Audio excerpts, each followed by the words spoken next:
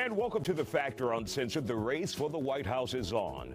We are about 3 weeks from Election Day. Multiple national and swing state polls show a razor-thin margin between Vice President Kamala Harris and former President Donald Trump.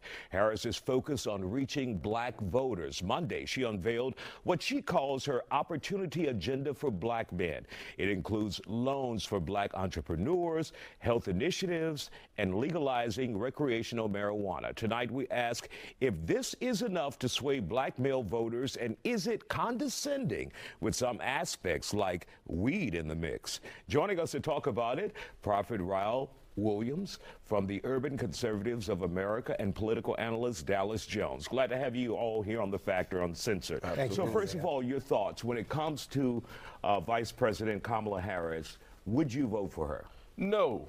Absolutely not. And here's the reason why. If she could do something, why hasn't she done it?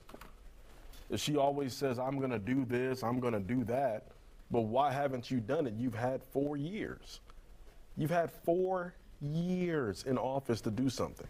So if you're going to say, I'm going to do this, and I'm going to do that, you would have already done it. You know, and then you go and look at when she was district attorney, what did she do? She jailed thousands of black African Americans. Thousands. I mean, look at the black community since the last 4 years that she's been in office. Poverty rates through the roof. I mean, you've got unemployment at the highest rates for black African Americans. You've got, you know, crime. Black on black crime is incredible. You can't even walk outside anymore. All right, let's bring in Dallas Jones. Dallas, what we have seen is in the polls, black males seeing an increase in their support of former President Donald Trump. Why is it such a struggle for Vice President Kamala Harris to get the support of black men? Well, let's frame a couple. Or at least some black men. Right. So let's frame a couple of facts. So the reality is what we're looking at are trending numbers in comparison to 4 years ago when Joe Biden was on the ballot. Still, 80% of black men are supporting Vice President Harris overwhelmingly. To my colleague's question about why hasn't she done things over the last 4 years, well, again, let's frame a couple of things. One, she's the vice president. The vice president does not have complete control of the agenda. But while we're talking facts, let us also talk about that unemployment amongst black men are the lowest it's been in ever. That's a lie.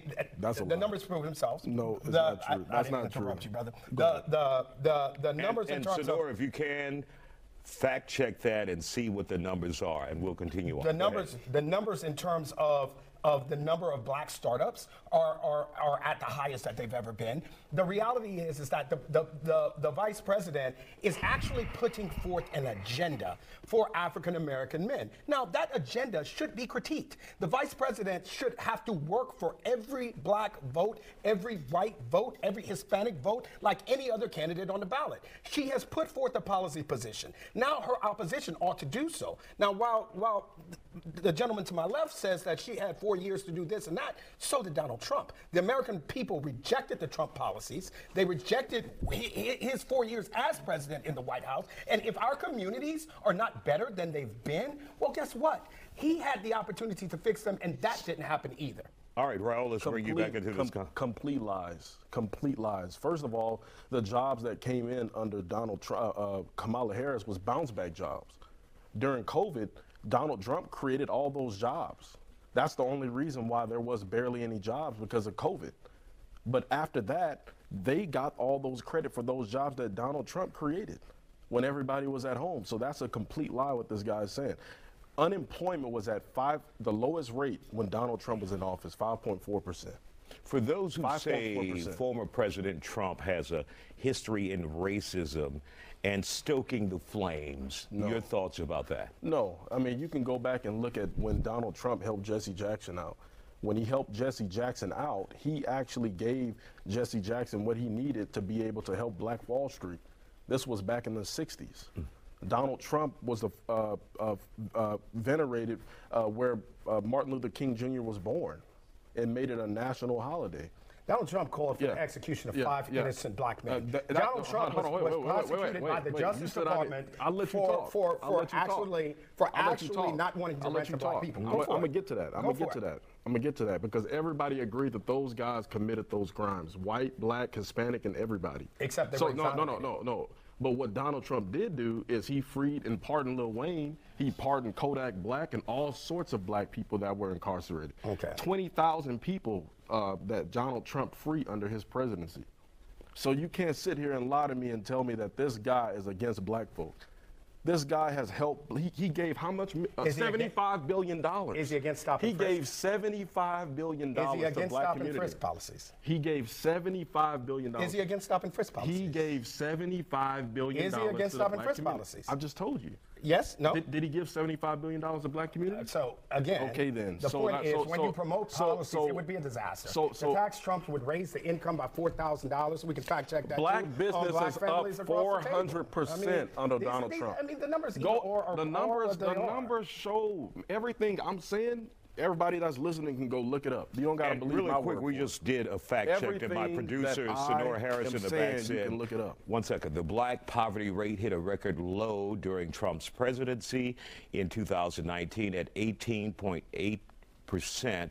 The poverty rate has fallen further under Biden's presidency, hitting 17.1% in 2022, the last year for which data is available. Would that mean I was correct? No. Oh, well, I mean, because no, let me tell you why you can't trust that. Because when you look at those numbers, you've got to look at, once again, during COVID, what was going on. Everybody wasn't working. They had the federal government had to fund and give money back into everybody. So you can't trust what those numbers are not completely accurate. A lot of that poverty rate they're talking about right there, that was after the people came back. All right, Dallas, your thoughts on those numbers and the statistics that have been provided? Well, I mean, I think it is what it is. You know, at the end of the day, look, people have to either accept or reject what's being put forth by these candidates. What I would say to people is like, look at the platforms that's being put forth. Look at the agenda. What is going to make your life and your family's better? It's fine. People want to criticize the fact that legalization of marijuana is in there. Let's talk about how many black men have gone to prison for crimes that they should have for crimes that they should not have. Kamala Harris jailed how many thousands for marijuana? How many? How many did she jail? One at a time, guys. One at a time, across because the the viewers country, can't hear you. not only in the state of California, but across the country. How many black men have been incarcerated for crimes that are legal now in 33 states for this product? And Trump freed 20,000 people under his presidency. That was a wrap, guys. Thank you both for joining us here on The Factor. Hopefully, the rest of the show is that spirited. Still ahead.